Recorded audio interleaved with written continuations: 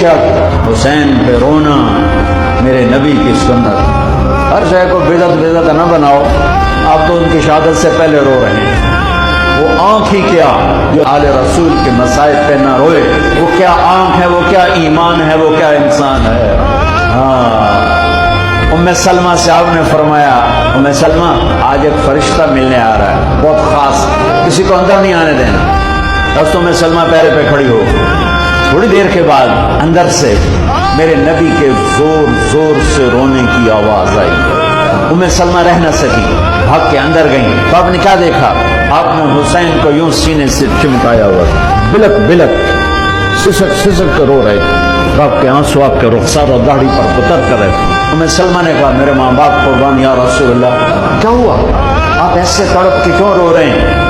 تو آپ نے روتی آواز میں کہا، بہتے آنسوؤں کے ساتھ، کپ کپاتے بدن کے ساتھ، کہ ام سلمہ یہ فرشتہ جو مجھے ملنے آیا تھا یہ میرے بچے کو دیکھ کر کہہ رہا ہے کہ آپ کی امت اس بچے کو قتل کر دے، اور جہاں اس کا خون گرے گا وہ مٹی مجھے دکھائی ہے اس نے۔